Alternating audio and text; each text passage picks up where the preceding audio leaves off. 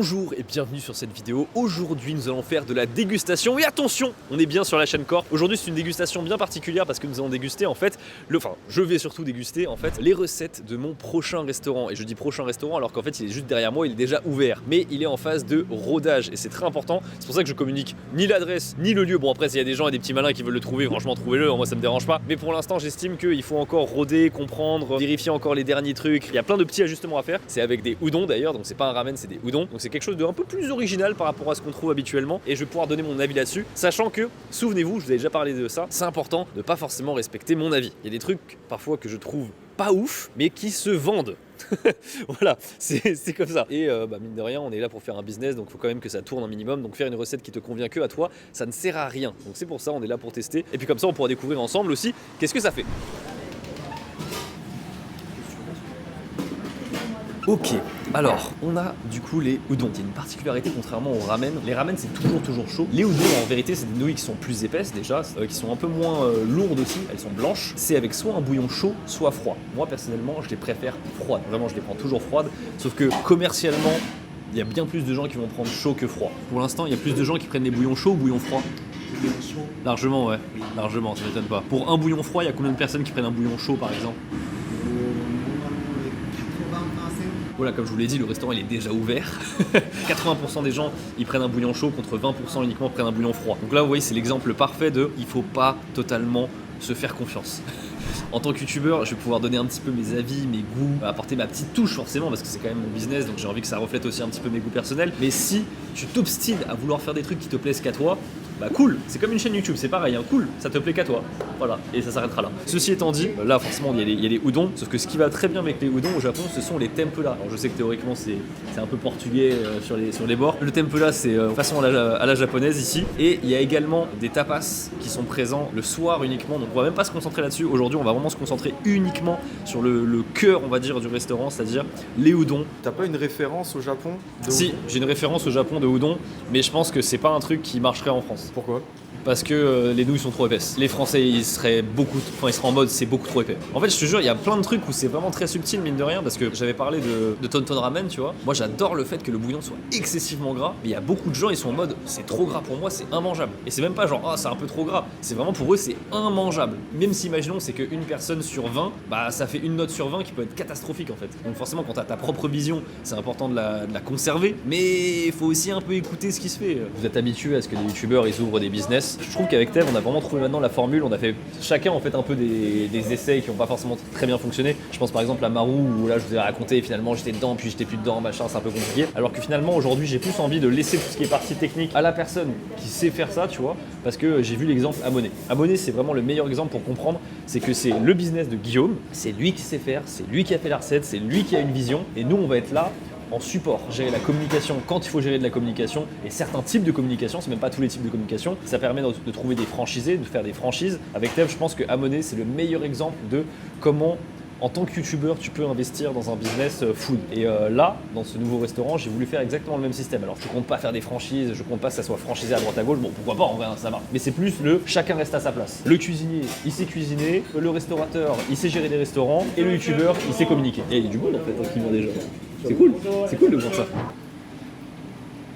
Alors là, ce que vous voyez, en fait, ce sont des tempura. On peut vraiment les voir comment ils sont faits. Je n'ai aucune adresse en France de bons tempura. Et en fait, c'est parce que c'est dur, on se rend pas compte, les tempura. Si déjà t'attends, ça devient trop mou, c'est pas bon. Si le choc de température n'est pas assez bon, tu te retrouves avec de la friture qui est pas correcte. En tout cas, ça donne envie. Hein. La pâte là, elle est bien maîtrisée, je suis content. Bonne vaisselle aussi. C'est rigolo parce qu'on va tout évaluer, mais d'une manière un peu différente. Il y aura pas que la bouffe, il y a aussi la vaisselle, le service, tu vois, comment c'est fait. Là, tu vois, question déco. Bon, moi, je vous avoue, j'ai jamais été très déco dans les restaurants parce que moi, mes restos préférés, ils ont une déco de merde. Hein, pour être honnête.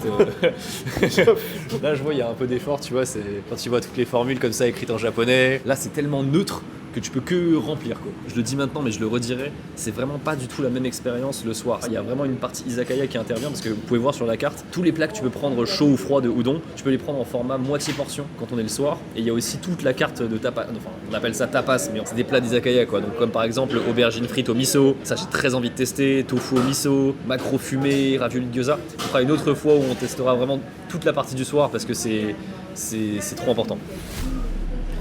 Alors, on a une petite formule qui vient avec, on a des tsukemono plus un petit onigiri qui vient avec. Moi, on me l'a servi dans ce sens-là, et je pense que c'est le sens correct. Mais le tien, en revanche, ça... Explique-nous pourquoi. Ça se trouve, je dis une connerie, ma mère est plus forte que moi sur ce genre de choses. Quand tu sers, je crois que c'est le truc le plus lourd doit être à droite. Peut-être que je dis des bêtises, mais en tout cas, naturellement, j'aurais envie de mettre le riz à droite comme ça. Alors, moi j'ai pris un onigiri, c'est ume, c'est la prune salée. On va goûter ça. Alors, l'avantage de pouvoir servir un onigiri dans le restaurant comme ça, c'est que déjà le riz il peut être chaud. Déjà le onigiri il gagne un point. Pareil pour l'algue, l'algue elle peut être encore croquante, ce qui est difficile dans des onigiri à emporter, c'est pas possible en fait. En revanche, si je devais donner un défaut, je trouve que ça manque un tout petit peu de sel. Ce qui me surprend, c'est quand même quand on sert le truc de prune salée, c'est le onigiri qui se vend le moins.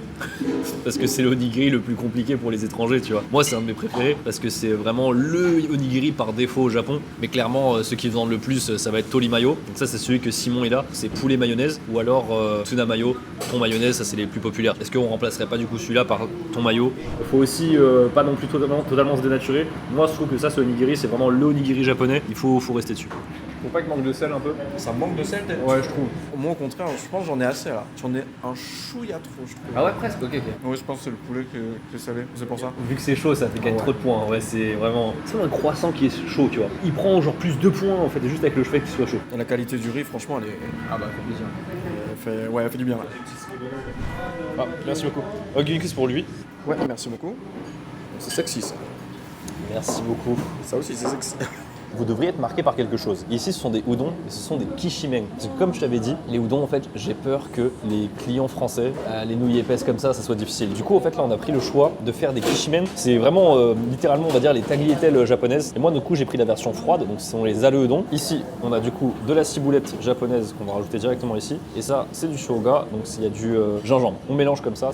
Moi, j'ai pris du coup ebiten. Il y a la crevette. Elle est énorme. Je suis jaloux. À côté, on a une feuille de shiso. Alors ça fait longtemps que j'avais pas vu ça. C'est assez technique, mine de rien, parce qu'une feuille de shiso, ça peut vite se courber, vite se partir en couille. Donc le fait que ça soit bien droit comme ça veut dire que ça a bien été à très basse température avant d'être réchauffé dans la friture. On a également du potiron, on a aussi les champignons et on a bien sûr le brocoli. Ok, on va goûter les nouilles. Alors moi, l'avantage, c'est que forcément, mes nouilles, elles se cuisent pas parce qu'elles sont déjà froides. Alors là, je vais vous dire un truc qui me rappelle vraiment le Japon là. C'est pas forcément les nouilles, c'est ce tsuyu là. Ce tsuyu, il est vraiment bien fait. Ça m'énerve parce que je suis parti dans l'optique de vraiment essayer de trouver des défauts et des trucs comme ça, mais là, je vais goûter la crevette. Ça s'est entendu, hein. Ah, ça c'est bon. Le tempura, il est extrêmement croustillant, il est chaud à l'intérieur. La crevette est très généreuse. Les morceaux comme ça d'ailleurs, n'hésitez pas à les mettre là-dedans, à les prendre avec les nouilles. C'est fait pour, justement. C'est pas pour rien que les udon et tempura, ça se mange ensemble. Je suis agréablement surpris parce que tu vois, plutôt que d'aller sur le créneau des ramen, qui est extrêmement dur, je vais être honnête à Paris, parce que j'ai fait une vidéo, je vous ai dit, le niveau des ramen en France, en tout cas à Paris, il est plutôt élevé, je trouve. Ça, par contre, il y a vraiment personne. Kishimen avec tempura, moi je trouve que ça c'est bon, mais ça c'est vraiment au-dessus. Un défaut que je citerais, ce serait bien d'avoir un petit monticule de sel ici, parce qu'en fait le tempura, ça peut soit se prendre avec la sauce, mais quand c'est des tempura un peu plus luxe comme ça, tu peux aussi le manger avec juste une pointe de sel. Et t'as même différents types de sel comme ça au Japon, comme par exemple, j'avais déjà vu du sel avec un peu de matcha, sel sakura, enfin bref, t'as plein de trucs. Et je me dis ça pourrait être sympa parce que même visuellement, c'est quand même très attractif. Limite, j'ai envie de demander un peu de sel s'ils ont. Ah, sumimasen, tempura to, chotto shio ga areba nanka ureshi desu keredomo, nanka chisano shio da onegashi desu ka? Onegashimasu. Arigatou gozaimasu. Oui, le personnel est japonais. Ça quand même, ça fait longtemps que j'en ai pas mangé. Feuille de shiso.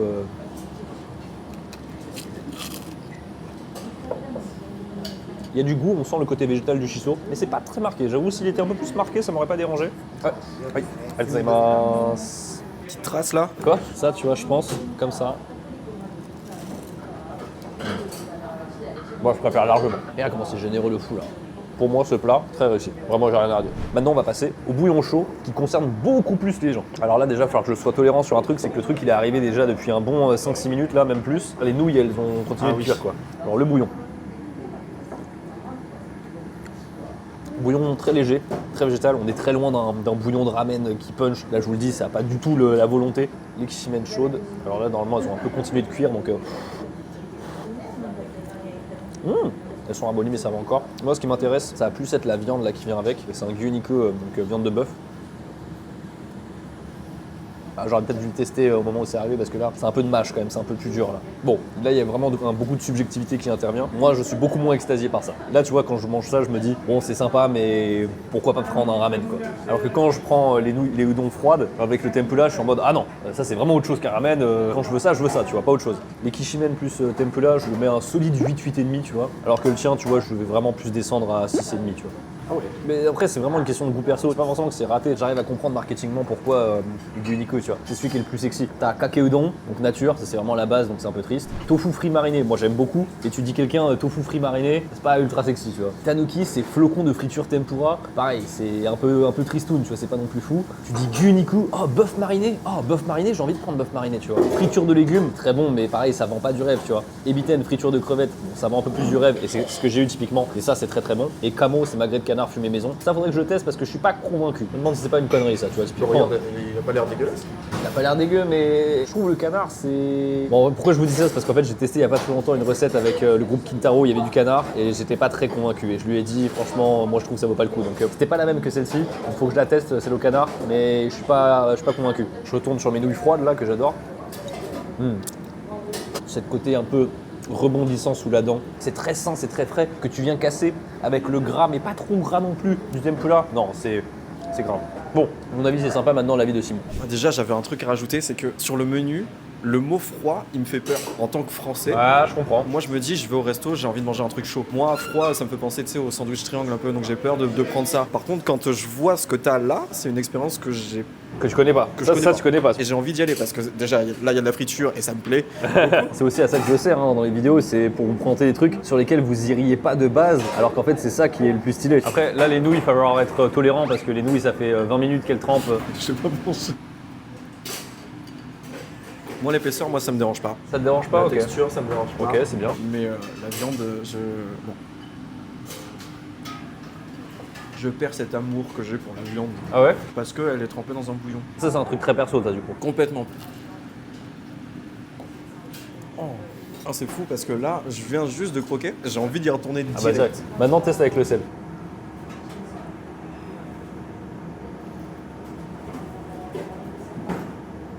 On peut faire la. Tu préfères le bouillon toi? Ok, intéressant. On va finir ce qu'on a là dans nos assiettes et après on va recommander quelques trucs pour quand même tester un peu plus que ça. En vrai là faudrait que je sois en train de vous dire ouais le chaud il est vraiment super bien etc et tout. Sauf que j'arrive pas à passer outre mes goûts perso tu vois. Moi franchement les udons pour moi c'est forcément froid. On peut faire moins 20 dehors, je prendrais des udons froides. Je sais plus quelle préfecture je me souviens. J'avais mangé en fait pour la première fois des udons froides et je me suis dit mais je me suis trompé toute ma vie. Toute ma vie j'ai pris des udons chaudes, je me suis trompé. Et du coup tu vois onigiri chaud, nouilles froides.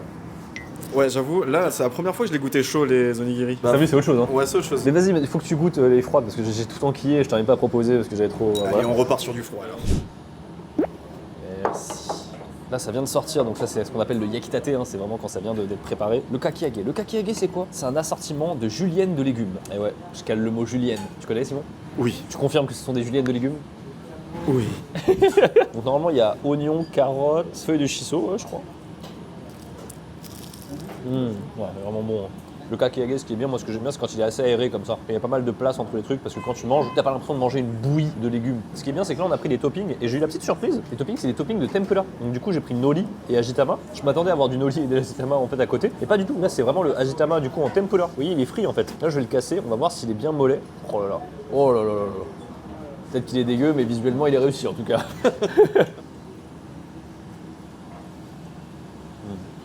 C'est censé être le même que dans les autres restos de Kintaro, mais je vais avouer, je le trouve meilleur. Complètement biaisé, Louis. Tout est bon, fantastique. Là, maintenant, ce que je veux, c'est que Simon, il goûte les kishimen froides.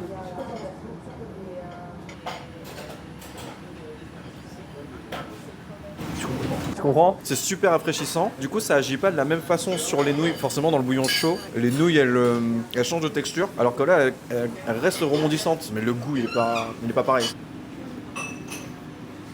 C'est réconfortant avec le chaud, ouais. Il fait chaud, froid, chaud, froid. Ça, je comprends aussi ce qu'il veut dire, Simon, c'est que chaud, froid, c'est pas un truc qui est très excitant pour les Français. Hein. Mais par contre, quand c'est dans la bouche, là, c'est différent. Ouais, c'est différent. Tu resterais sur le chaud ou tu pars sur le Là, à chaud? refaire déjà en première expérience, je pense que je regretterai pas de partir sur du froid pour Ok. tester. Franchement, je veux pas non plus le descendre, hein. Il est bon hein, le bouillon chaud. C'est juste qu'en fait, c'est quelque chose que vous connaissez déjà. Alors que le froid, là, vous allez avoir de la découverte. Ça reste très subjectif. Donc ça se trouve, vous allez prendre ça et vous allez dire, mais c'est dégueulasse, Louis. Alors que moi, je trouve ça mais divin quoi. Faire un tempura de poulet. Je connaissais pas jusqu'à il y a pas très longtemps, mais j'ai goûté ça quand j'étais au Japon et c'est super bon de ouf. Je pense que ça pourrait vraiment bien marcher et au moins les gens ils auraient un point de repère. Attends, rien à voir, mais elle est sympa ta veste là. Alors, mesdames et messieurs, actuellement, celle-ci n'est pas disponible encore, c'est un prototype. Je sais, calmez-vous, calmez-vous. En revanche, vous pouvez précommander maintenant quelques hoodies Sakura zippés. J'en ai remis un tout petit peu. Je sais que pour vous, c'est frustrant parce que ça arrive au compte-gouttes, mais j'en avais recommandé 700. Qu'est-ce qui s'est passé? J'en ai remis 700. Ces 700-là sont partis plus vite, ce qui fait que, en fait, j'ai dû refaire encore un réapprovisionnement. Avant même que l'usine, elle termine, j'ai demandé à ce qu'on envoie ce qu'elle avait déjà produit. Donc, sur les 700, j'aurais demandé d'envoyer 400. Et ça, c'est ce que j'ai réussi à récupérer pour Noël. Donc, j'ai fait venir par avion. Et le reste, là, il est arrivé par bateau. Et donc, là où justement, j'étais censé en avoir 700 qui arrivent par bateau, bah, j'en ai plus que 300. Parce qu'il y a les 400 qui sont déjà partis.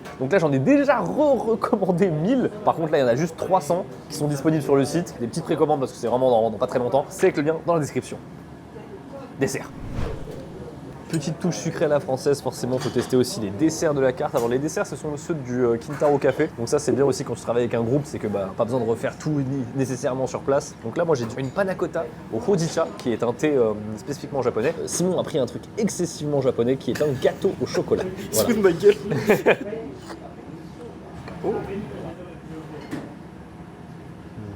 Goût très adulte, ça. Est-ce que ça, c'est un goût d'enfant? Oh, très dur. C'est quasiment un brownie. Ah, ça me plaît. Tu peux me montrer la texture de la panna cotta? Ok. Franchement, si vous venez ici pour les desserts, c'est pas l'objectif, hein, clairement pas. J'ai encore quelques trucs à dire, je reviens.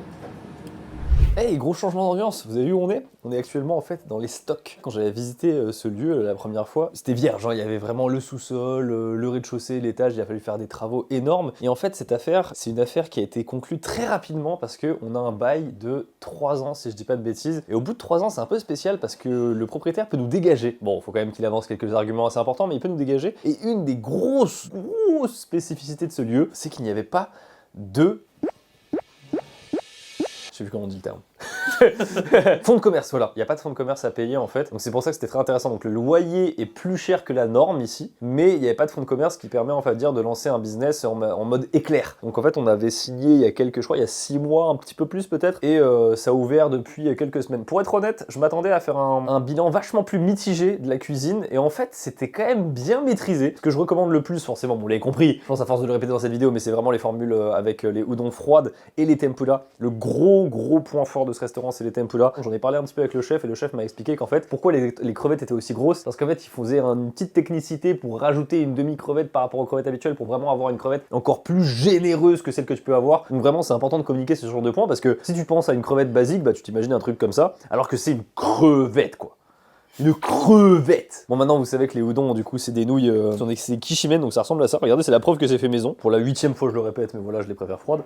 Je vais faire des petits ajustements, je pense, pour demander à voir si on peut pas avoir un poulet. Voilà. Et aussi avoir des petits monticules de sel fin. Parce que là, il nous a donné du sel, il était bien, mais il faudrait que ce soit un peu plus fin, parce que il faut vraiment un sel extrêmement fin avec le tempura. Pour ce qui est aussi des formules, vraiment, ce que j'ai beaucoup aimé, bah, du coup, c'était ce qu'on a eu. Alors, voilà.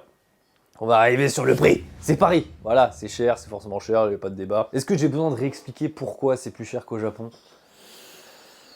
Allez, vite fait. Allez, vite fait. Bon, je vous explique pourquoi. Déjà, la matière première, elle est beaucoup plus chère en France qu'au Japon. Ensuite, il y a aussi tout le personnel, et c'est surtout ça qui tue les restaurants. C'est le personnel qui coûte beaucoup plus cher en France qu'au Japon. Et quand je dis ça, je pense pas forcément au salaire, je pense plutôt aux charges. C'est-à-dire que comme d'habitude, en France, quand tu veux embaucher quelqu'un à peu près à 2000 € net, c'est comme si tu dépensais pour la boîte 4000 €. Donc, faut quasiment faire un x2. Globalement, on va dire sur 20 € de trucs que tu vas manger dans ton assiette, tu manges 10 €, 12 € de charge en fait, quasiment. Et le food cost, c'est on va dire ce qui coûte l'argent de la nourriture. Je sais plus si par définition les énergies rentrent dans le food cost, mais il me semble que non. Mais voilà, le food cost généralement, c'est moins d'un tiers du prix. Et c'est pour ça que les gens ils comprennent pas, ils sont en mode, bah, attendez, un tiers, c'est la bouffe, et les 2 tiers, c'est quoi du coup? Eh ben les 2 tiers, c'est les charges et la petite marge pour le restaurateur. Voilà. Et aussi le loyer, enfin bref, il y a plein de trucs. Donc c'est pour ça forcément que ça coûte cher à Paris. On n'est pas du tout au-dessus des prix de la rue. Si tu prends le menu, l'etsukemono, le onigiri avec, là tu es à 22 pour ce que j'ai pris moi, donc avec le ebizaru udon. Et là si tu prends le dessert, bon là les desserts ils sont tous à 7 €, donc voilà, forcément les desserts ça coûte plus cher à chaque fois. Bon, c'était bon, c'était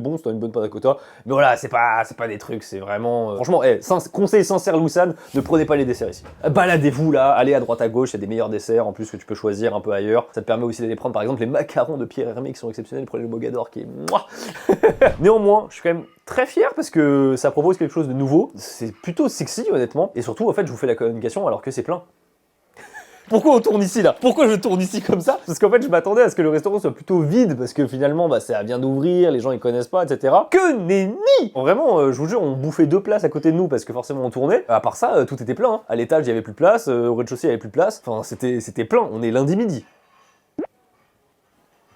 Quoi? Écoutez, vous avez toutes les informations, bah sur ce, merci beaucoup de regarder cette vidéo, j'espère que ça vous aurez apprécié. Je ne donne pas l'adresse, je ne donne pas le nom. Voilà, franchement, si les gens veulent le trouver, il n'y a pas de problème, trouvez-le, j'ai pas de problème. Mais comme pour moi, c'est pas encore finalisé, je préfère encore un petit peu attendre avant de communiquer dessus. Il faut encore réajuster quelques recettes pour moi. Et aussi, je sais qu'on travaille sur une recette spéciale, très particulière, qui est vachement plus exotique, on va dire, sur la carte. J'aurai ça à vous présenter pour la prochaine fois, mais aussi pour une prochaine fois, j'aurai toute la formule du soir à vous présenter, parce que là, on a fait que le midi. Et en fait, le soir, il y a tout ce qui est tapas, plein de petits plats japonais, voilà, que j'avais testé aussi dans des restaurants authentiques japonais sur la chaîne Louis, comme l'aubergine au miso. Bref, encore beaucoup de choses à présenter. Je vous dis à la prochaine. Tchuss!